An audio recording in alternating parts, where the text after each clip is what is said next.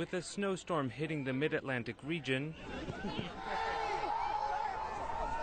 a great excuse for a snowball fight in D.C. along the National Mall. The goal? Try not to get hit as much as possible, kind of like I am now. But yeah, so I guess this makes me a little more of a target, but